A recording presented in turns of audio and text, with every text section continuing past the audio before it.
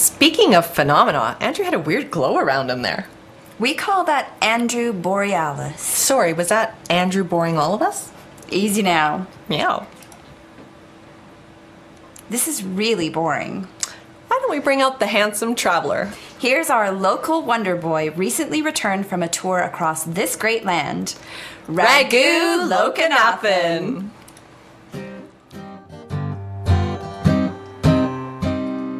Wasted and staggering, he's looking for a smoke. Mr. and Mrs. say sorry, but they don't. New love rushed across the street to avoid him. Wasted, he's dancing a solo.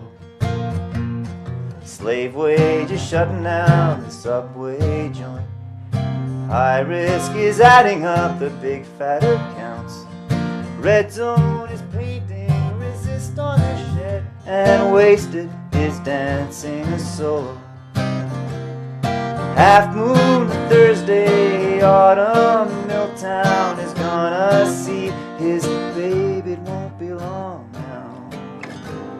6 cylinders is cracking down the drag. Flip-flop is pedaling to the basement. Track pants is walking a 3-legged dog. And wasted is dancing a solo. 3 verses divining, meter in a junk pile. No mind is waiting for the ferryman. Good news is wired up for bad rock and roll. And wasted is dancing a solo. Half moon Thursday, autumn, Milltown is gonna see her baby. Won't be long, it won't be long, it won't be long. Now wasted and staggering, he's looking for a smoke. Mr. and Mrs. say sorry, but they don't. New love rushed across the street to avoid him. And wasted is dancing a solo. And wasted is dancing a solo. And wasted is dancing a solo.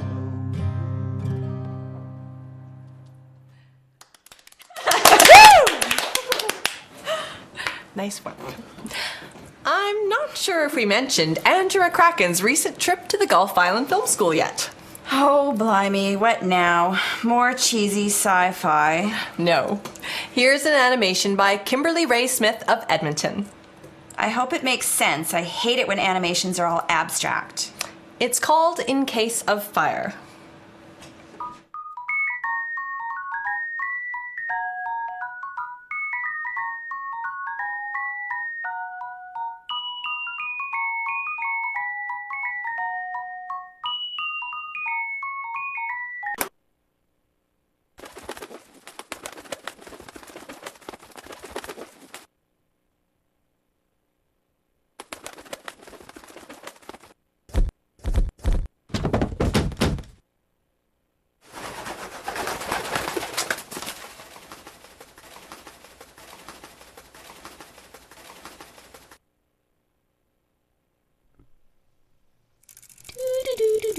La la la la la.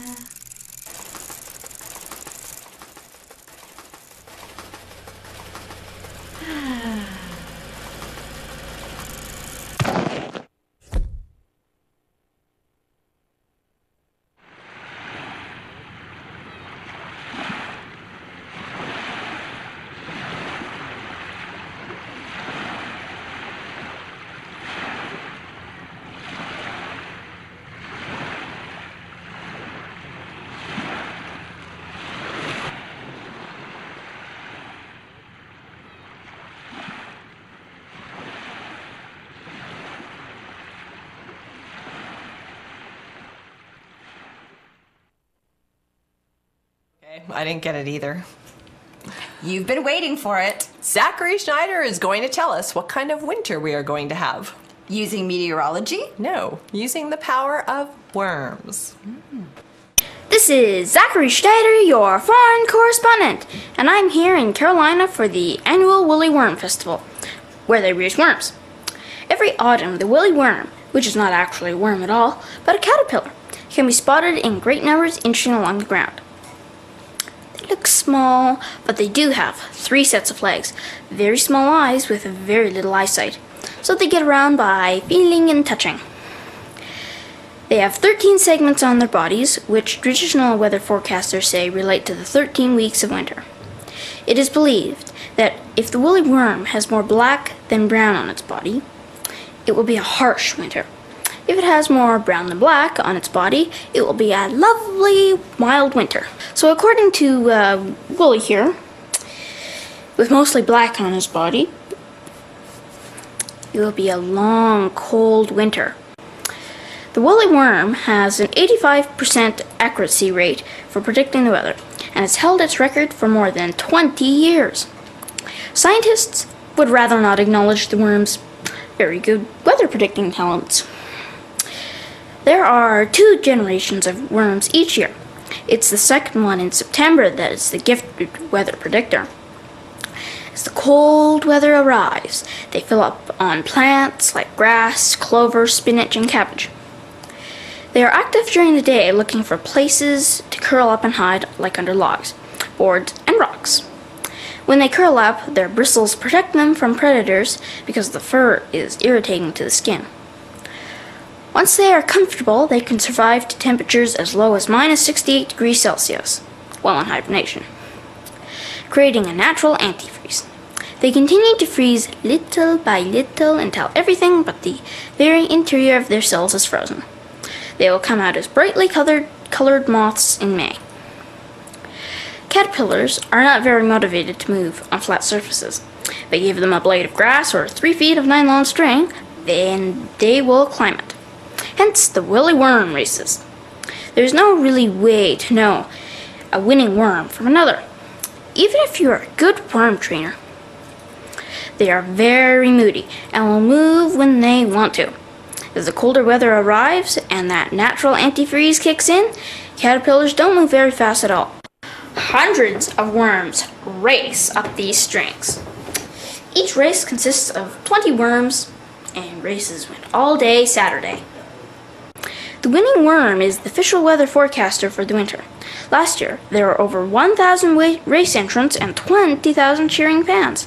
It's been a great weekend, but Wooley here says he's tired. Must be all that racing around at lightning speed. Or that antifreeze. This is Zachary Schneider signing off of Valemount Live. That's it. I've decided. I want to be a worm trainer. It's fall, people. Leaves are turning. The gardens have been harvested. Berries have withered. Mushrooms have been picked. Time to go on a Bike ride.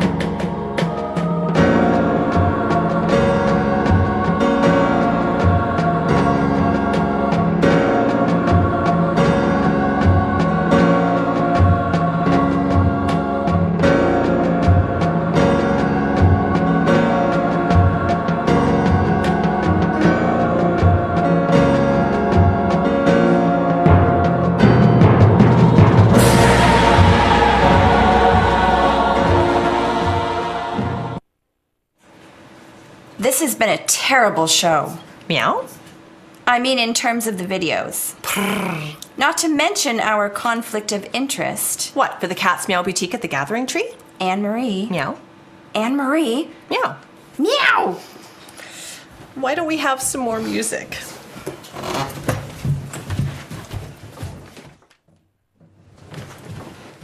Just having some technical difficulties with our content tonight, so we're actually joined for a special feature interview with our friend of the show, Raghu Lokanathan. Raghu, thanks so much for coming in tonight. My pleasure. When did you get back into town? Yesterday. Right on. Yeah. And tell us, where have you been? I was mostly in Ontario and in Montreal a little bit. I was visiting family and also playing some shows, mostly with my friend Corin Raymond, who was here with the Undesirables. Fantastic. Yeah, he was here probably almost a year ago now. That's right. Yeah. Yeah, fantastic.